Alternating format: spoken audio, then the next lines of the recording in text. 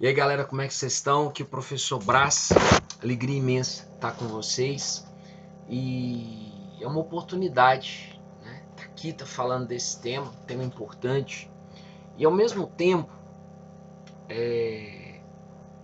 eu tô nessa peleja. Eu falo peleja porque não é fácil não, mas entenda, desde que eu tinha 14 anos, né? Hoje eu tenho 44, é só você fazer as contas. E às vezes as pessoas perguntam, Braz, mas isso aí não é enxugar gelo? Né? Falar de uma coisa que parece que as pessoas estão querendo ao contrário. A pessoa está falando em legalizar as drogas. O que motiva, né, a falarmos desse assunto? A desejar que as pessoas façam escolhas que não as machuque, que não as prejudique, que não deixem famílias em pranto, famílias dilaceradas, arrebentadas. E eu falo, bom, a gente tem que entender que vale por aquelas pessoas que conseguiram superar, aquelas pessoas que conseguiram vencer. Muitas pessoas conseguiram superar, muitas pessoas conseguiram vencer, graças a Deus. Ah, porque você falou? Não necessariamente, mas porque em algum momento a soma do que aquela pessoa ouviu da minha boca, ouviu de outro, ouviu de outro, ouviu de outro, e aí, me permitam, né? Eu sou cristão católico, nós estamos numa comunidade, numa sociedade em que muitos são cristãos. Eu acredito muito na ação de Deus na vida das pessoas. Acredito muito.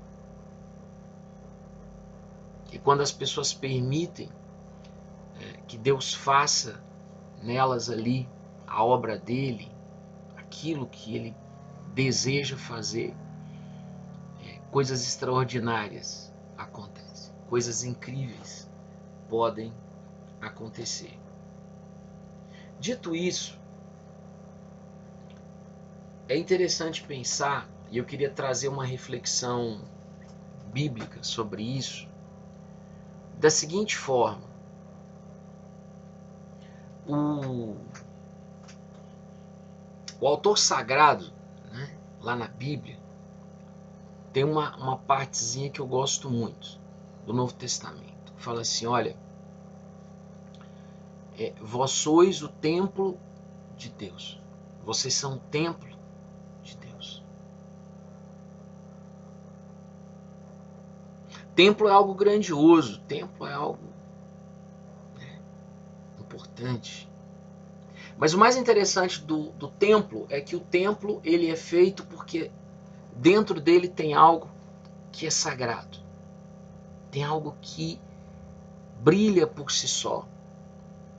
Então quando fala, né, você é templo de Deus, está dizendo, olha, você é morada de Deus, Deus habita em você. E não só porque você pode ter sido batizado, ou porque você participa de uma religião. Não, eu tô aqui para falar de uma maneira muito ampla que a vida ela é o grande dom em si.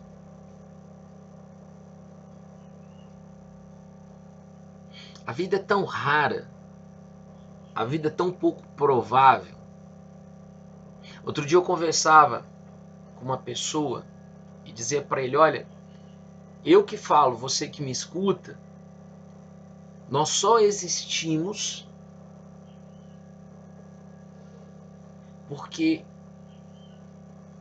os nossos pais quiseram que fosse naquele dia, daquele mês, naquela hora, e aí fui eu que nasci. Se eles tivessem se relacionado 2 dias depois, provavelmente não seria eu. Tivessem se relacionado 1 mês antes, não seria você. A vida é rara, cara e preciosa. O que acontece? Algumas pessoas, elas não se encontram na vida. Triste, né? Mas é verdade. Algumas pessoas não se encontram na vida. Algumas pessoas, elas batem muita cabeça, sofrem pra caramba e não se acham. Não se acham. É triste isso, mas há pessoas que não se acham. E o vício acaba achando essas pessoas. É ruim, né? Mas é assim que é. Aí como é que uma pessoa vai conseguir se livrar de algo tão terrível, né? Tão tenebroso? Olha, não tem uma fórmula única. Nós temos princípios que revelam que aqueles princípios são importantes e que eles geram condições para que aquela pessoa que deseje ou não entrar ou conseguir sair, que ela consiga. Mas me deixa falar aqui da história do São João, que é uma história extraordinária. O Brasa, minha história será extraordinária? Não sei, depende mais de você do que de mim. A questão das histórias extraordinárias é que normalmente elas não são necessariamente planejadas. Elas acontecem com pessoas que se deixam inspirar, né? Que se deixam preencher por algo maior que elas próprias. Só uma dica: a pessoa que só se lamenta, a pessoa que só tá sempre frustrada, para baixo, deprimida, ela está criando sinais para que nada interessante a surpreenda. E não estou aqui criticando pessoas que têm uma doença de verdade, né? Uma depressão, uma bipolaridade, etc. Não. Eu estou dizendo postura de vida. Porque tem pessoas que não têm patologia nenhuma e estão sempre bad. Estão tristes, estão magoadas, estão chateadas, estão, sei lá, infelizes. Infelizes é a palavra. Bom, mas aí deixa eu contar a história do São João. O São João era um cara bom. Imagina que isso acontecia há 40 anos atrás. Mas São João é exemplo de muito colega dele daquela época, gostava de uma cachaça, uma pinga, muito trabalhador, mas gostava, né, de umas doses. De uma época que o homem não bebia cerveja, bebia cachaça, cunhaque e outras bebidas quentes. São João casou, naquela época nem era São João, era só João, o João do fulano de tal, como a gente falava antigamente. E São João casou, mas não perdeu o hábito. Bebia muito. E estava piorando. Estava piorando.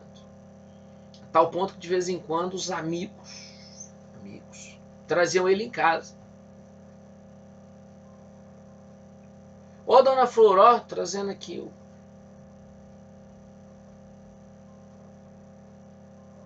A esposa engravidou.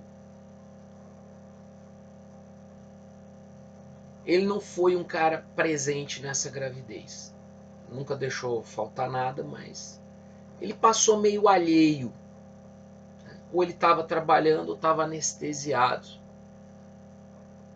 pelo efeito do álcool. Mas numa data bem específica não teve jeito, a criança tinha que nascer. Naquela época não se fazia ultrassom, não tinha recurso para isso. E lá foi ele para o hospital. A esposa entrou, teve o parto. E a enfermeira veio, né, falar com o Sr. João. Ó, vem cá para o senhor conhecer o bebê do senhor. Aquela coisa, né, aqui em Patos. Menino homem, menina mulher?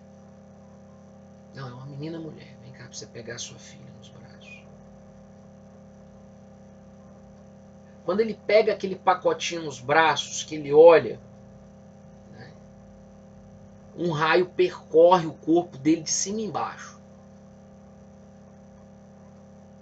E de repente algo atina na mente dele, né? Ele não havia participado de nada. Nada. Ele não ajudou com o beicinho, não ajudou com o enxoval. Ele não curtiu aquela coisa de escolher o nome. Ele estava alheio. Era a criança dele, mas ele estava tão entorpecido, ele estava tão fora da realidade por causa da droga, né? Na verdade o álcool, me permita dizer aqui, também é droga, que de repente ele percebeu que ele perdeu tudo aquilo. E quando ele olhou para aquela criança, de olhinho fechado, tinha acabado de nascer, né, envolta naquele monte de panos, e aí ele continuou pensando, ele falava assim, poxa, que exemplo que eu vou dar para essa menina? Que exemplo eu vou dar para essa menina? Eu vou ter que cuidar dessa menina. Ela não pode ter uma vida qualquer, de qualquer jeito.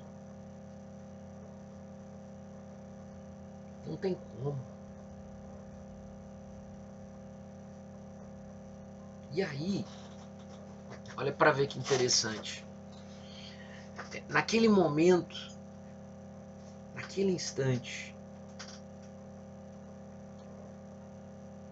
ele tomou uma decisão. Ele falou assim, eu nunca mais vou colocar um pingo de cachaça na minha boca. Nunca mais. Não vai ter mais essa coisa na minha vida. E ele tomou essa decisão 40 e tantos anos atrás e manteve e mantém até hoje. E aí você fala assim, poxa, mas é isso que eu vou ter que fazer? A forma, gente, é uma para cada um. A forma é uma para cada um. Mas, entenda, à medida que a gente vai avançando na própria experiência de si mesmo, a gente vai entendendo, a gente vai compreendendo que eu tenho que ter aquela atitude, mas a forma, ela vai ser única. A forma vai ser a minha forma de fazer. Tá entendido? E a gente vai continuar nessa conversa daqui a pouquinho.